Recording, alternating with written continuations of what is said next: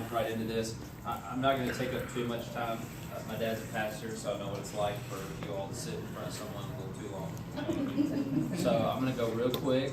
First of all, thanks, Cornell. Thank you guys for being here. Thanks for taking time out of your Saturday to be here. We really do appreciate it, and hopefully this will grow, right? And then there'll be more and more people to come. So my whole goal today is to tell you why I do what I do, to tell you how I do what I do, and tell you what I do. So hopefully you can walk away with, if you never talk to me again, you can walk away with, that's how a guy like me, a financial advisor, will look at a client. Cool? So you'll have some practical stuff there. So why I do what I do. I said my dad was a pastor, and our town is about 2,000 people, okay? There's 2 stoplights if you're counting. Small town.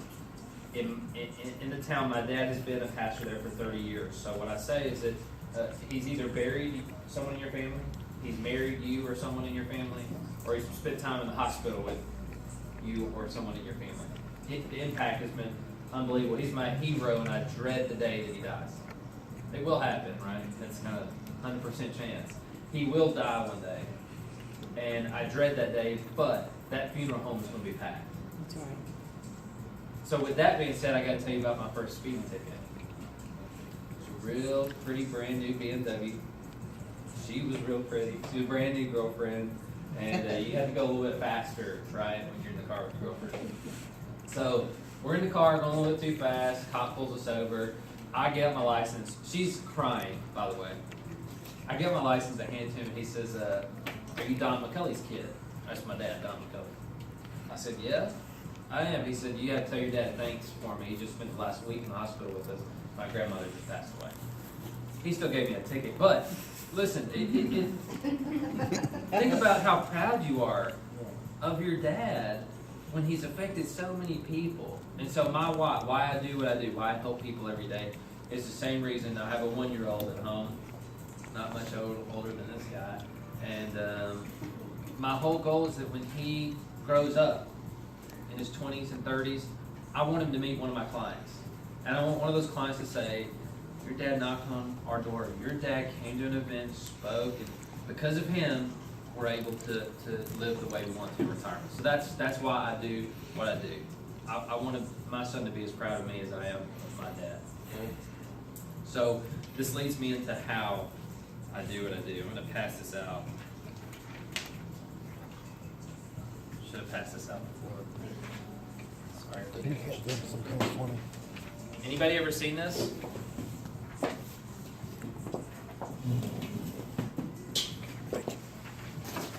Anybody ever heard of a guy by the name of Robert?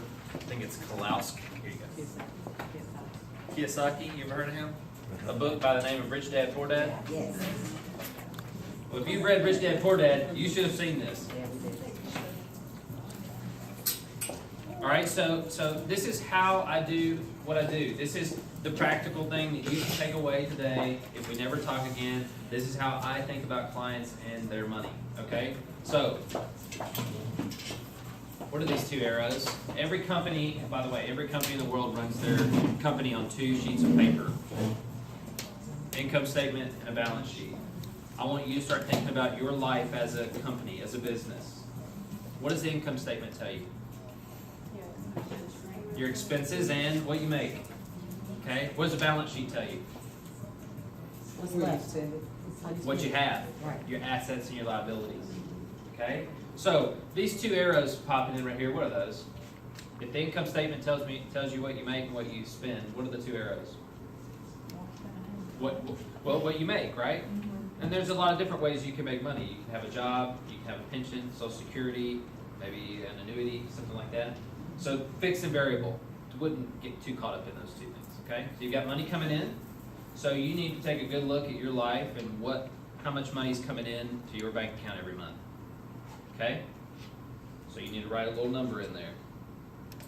You don't have to right now, but eventually. All right, what's coming out is your expenses. Not good if this number is bigger than this number, right? If the expense number is bigger than the income number, not good, right? Is that fair to say? That's right. Okay, so this is where you can get into some stewardship conversations, and really think about what you're spending money on to make sure that it's what you really need to be spending money on, okay? We could talk, I talked 20 minutes last week on that alone. So, your balance sheet, assets and liabilities. Tell me what an asset is. Your house. Is your house an asset? Well, what you're doing is you own extra property. It's what you own outright, Sure. paid off. It's what makes you money. Not a house, but I'm saying that's what An your asset, assets are. an asset, Makes you money. my definition of an asset is anything that puts money in your pocket. So, does my car put money in my pocket, or does it take it out at the gas station? Right? Does my house put money in my pocket, or does it take money out of my pocket?